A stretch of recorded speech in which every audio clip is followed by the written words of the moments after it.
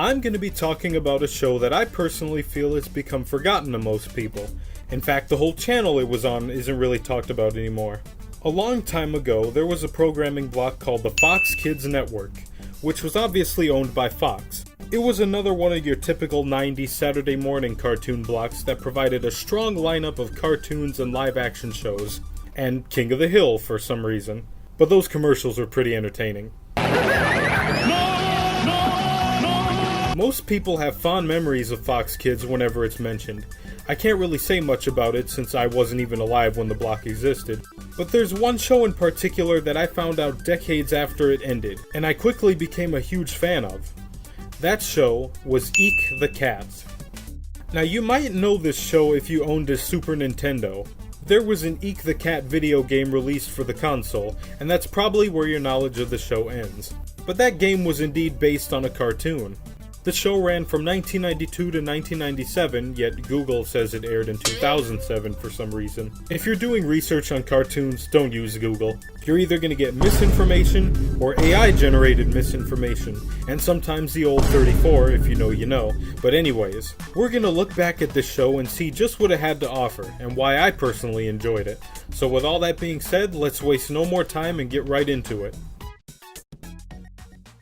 First, the characters.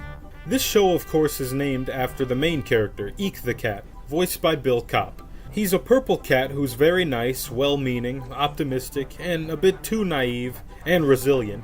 I say resilient because there's a character I'll be getting to shortly. Eek is owned by a very hyperactive family, which is often why he ends up in bad situations. But no matter what happens, Eek is always ready and willing to help someone out with a problem. As his motto goes, "It never hurts to help." It never hurts to help. He loves to help out anyone, even if it ends badly for him. And this level of kindness of course has rewarded Eek because he also has a girlfriend. Annabelle, who lives across the street from Eek, is the main love interest in the show. She's, well... He's fat! I love how anytime someone points this out to Eek, he just does not see it. Her weight just does not register in his mind. I do like that they didn't go with the typical skinny hot girl trope here. They actually did something unique for a change. With a southern accent and a big heart, Annabelle really does love and care for Eek. It is nice seeing them enjoy each other's company. The chubby chaser wins again. Good on Eek. Now the issues with this relationship don't have to do with them in particular, but rather a certain pet in the way. Remember when I said Eek was resilient? Well, here's why. This is Sharky the Shark Dog. No, not that show on Netflix. This is a whole different beast altogether. Sharky can tear through anybody he doesn't like, especially Eek, kinda. There are times when Eek comes out on top in their encounters. Normally Sharky is just trying to live his life in peace, but Eek is always finding ways to mess up his day. But the most interesting part of Sharky is his crush. Yes, Sharky apparently has a thing for Amazons, can't really blame him for that, because he goes crazy for platinum. She's a competitor on a show called Patriotic Warriors. Sharky watches the show strictly to gawk at her. It is a good thing that body pillows weren't a thing during this time, because if they were, that thing would be able to stand on its own. But anyways, that's all there really is to Sharky. There's also Mittens. I was shocked to find out that he was voiced by Dan Castellaneta. You know, Homer Simpson. He's Eek's paranoid friend. Mittens has an owner who is basically blind, which allows him to go anywhere he wants. He usually tags along with Eek whenever Eek is going on some kind of adventure. Not much else to him aside from that. And then there's Elmo. Not that Elmo. He's one of the main characters you often see in the show. He's a red-nosed elk who constantly tries to make money because of his little brother, Timmy, who can't stay healthy for anything. Trying to rival me in terms of medical issues, are we? He also has this TV show. He worked as a scientist, or doctor I think, and he's another one of Eek's best friends. While he can be loyal, he's a bit of a coward. This guy fears everything he gets himself into. Despite this, however, Elmo was a very fun character to watch. There's also the Squishy Bears, an obvious rip on the Care Bears. Consisting of 4 bears named Cozy, Puffy, Was, and Pierre, he's French if the name didn't give it away. They all star in their own TV show called The Squishy Bears Rainbow of Enchanted Fun Minute. I never saw the original Care Bears, but I'm gonna assume this is what they were like. They've also befriended Eek a few times. A couple of side characters in the show include Hank and Jib, two scientists constantly doing weird stuff, the Squirrel family, a very boring family that does charity shows, and Alice, a dog character that tried to kill Annabelle once. But that's pretty much it for the characters. The plot can be different for each episode. Sometimes it's very simple, Eek is doing something, then the main conflict starts, and then Eek finds a way to solve the problem before the episode ends. But some episodes are more complex than that. It largely depends on the characters that are involved.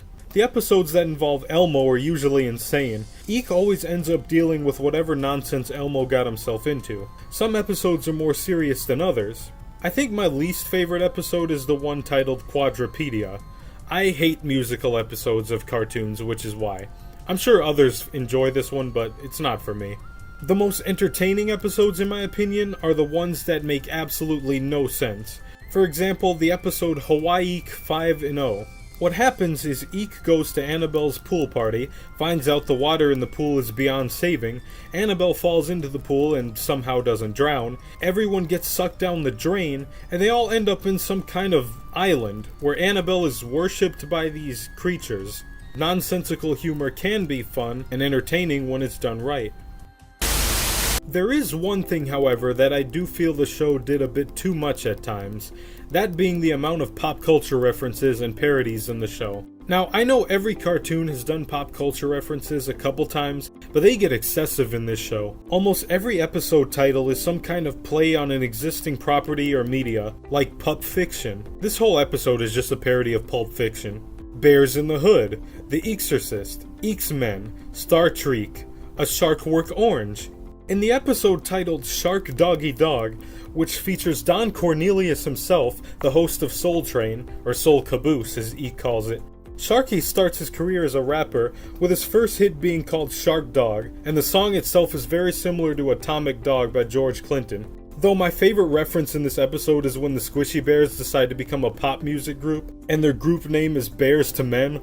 That did get a chuckle out of me when I saw it. I highly recommend this episode if you're looking to watch the show. Weird Al is in an episode too. I'm just throwing that out there. But there's one moment in this show that, in my opinion, is the greatest thing to ever happen. In this episode titled Nightmare on Elmo Street, Eek and Elmo accidentally create a giant chocolate souffle that starts killing people. Eek runs to a nearby forest that is about to be destroyed and yells, "Run, Forest, run!" at the trees. This joke was so corny that the president of the Fox Kids network actually showed up in the cartoon just to tell Eek how dumb that joke was. Peak fourth wall break. That was just insane. A little bit later into the show's run, the Eekstravaganza was introduced. Eek the Cat would be paired up with two other shows, The Terrible Thunder Lizards and Clutter, and would air with them as the show continued. I won't go too into detail on the other two shows since this video is mostly about Eek, but I'll give a brief description of them. The Terrible Thunder Lizards was a cartoon about a trio of dinosaurs trying to destroy two humans named Bill and Scooter. All I will say about the show is that Bill and Scooter are literally Squidward and SpongeBob before they existed. They have literally the exact same dynamic. Clutter, on the other hand, wasn't as memorable as Thunder Lizards. It was a show about a pile of clothes that came to life as a pet. That's all you really need to know about Clutter. For a couple years, Eek the Cat was doing well. Didn't really seem like the show would end anytime soon.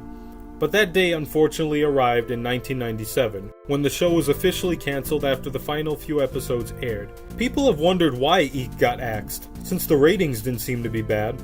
There hasn't really been a concrete answer for its cancellation, though I feel like one of the factors that played into it was Bill Kopp leaving the show. He left in 1995 to work on his other creation called The Schnookums and Meat Funny Cartoon Show. The show had a total of 75 episodes across 5 seasons by its cancellation, including the Thunder Lizards and Clutter segments.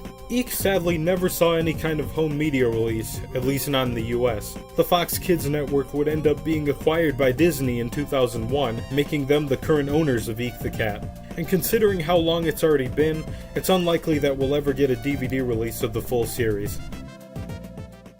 So, what are my thoughts on Eek the Cat?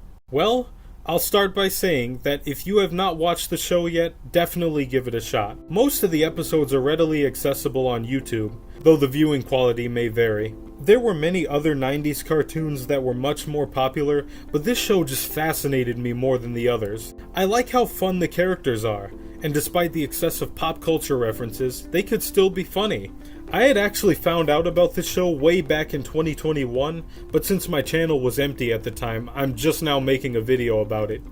Eek the Cat was a fun, cheesy 90s cartoon, and sometimes that's just what's needed. Thank you for watching this video. As always, be sure to hit that like button and subscribe to the channel. Swing by my official merch store if you'd like, and check out my artwork. Both are linked in the description. Until next time, stay tuned for more content.